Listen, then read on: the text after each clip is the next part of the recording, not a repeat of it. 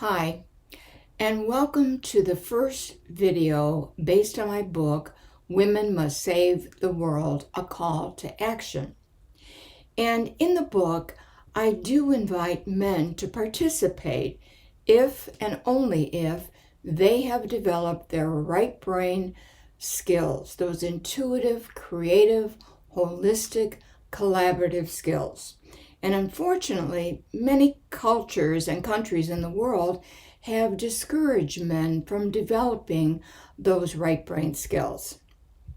And I developed most of my views after a 30-year career in the corporate world. And I managed thousands of men and women. And it was a time when there were more women coming into higher management levels in the workforce. And I myself made it to a pretty high level. I became acting chief information officer for United Airlines and then CEO of the United Airlines Employees Credit Union. So in my book, I begin by just laying the stage for why I think the world must be saved and changed. And just to give you one of the facts, since the end of World War II in 1945, there have been over 63 wars. And in 3 of those wars, there were over 1 million people killed. And in 4 of those wars, there were over 3 million people killed. And it's not just the killing. It's the torture, the rape, the maiming, the food shortages that we now see, at war in Ukraine and certainly the Gaza Strip. It's just horrifying. So that's just one of the facts of why I say we need to change the world. Now, I'd like you to do an exercise with me if you're willing, and it's very simple. I've got 15 topics, and I'm going to ask a question about each one of them, same question, and that is, do you yourself or do you think your family or friends are concerned about the following topics? Okay, first of all, global warming. And we know there are a lot of young people who are concerned about global warming. But my question is, are you concerned about global warming? Yes or no? And if you want, you can keep track of how many yeses that you have.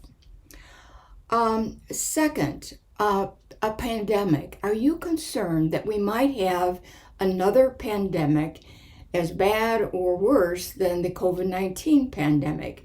And importantly, how the world would handle that pandemic. Mass shootings. And we've certainly seen our share of mass shootings in the United States. But are you concerned for yourself or your family or friends about mass shootings? Terrorist attacks. Are you concerned that whether you're in the United States or in another country, are you concerned that your country could experience a terrorist attack like the United States experienced on 9/11? Yes or no? Cyber threats. I just read about another major one today in the healthcare industry. So are you concerned about cyber threats? And kind of along with that concern, are you concerned about identity theft? And again, I just heard another story about identity theft today. And it's not just the stealing of your identity, it's all the aftermath of what a person has to go through if their identity is stolen. Biochemical warfare. Are you concerned about biochemical warfare? Now, for many years, there's been a concern in the world about atomic wars. But now we also hear about potential for biochemical warfare. And the next one, maybe I should have had number 1. I should have said these are in no particular order. They're just as they kind of came into my head. But poverty. Are you concerned that at some point in your life either you or your family or friends will be in a state of poverty, possibly homelessness, not being able to seek medical attention. Are you concerned about any ramifications of poverty? And we do know that there's extreme poverty in many parts of the world, and including some areas in the United States. A financial meltdown. Are you concerned that the world might experience another financial meltdown like we experienced in 2008, 2009, where people lost their homes and had all kinds of financial problems? Racial injustice. Whether you are an ethnic minority or not, are you concerned about racial injustice and what it could do to your family, your city, your area?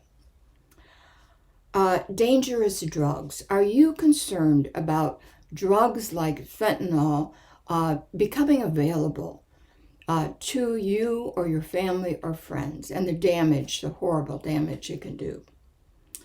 Fires. Are you concerned about fires in your community or where your family and your friends live? We've certainly seen a lot of fires in the United States, Canada, and Australia, and it's not just the people that lose their homes or that are killed, like it was in Hawaii. It's also the after effects, all the animals and trees and everything that has been damaged, and the fog, the smoke that comes down. Refugees. Are you concerned about the refugees that are forced to flee their countries, or they feel they're forced to flee their countries? And we've certainly seen that again in the United States and in many countries in Europe. Number 14, artificial intelligence. Even though artificial intelligence is supposed to do much good, are you concerned about artificial intelligence getting out of control, as many information technology people are, and doing serious damage to the world?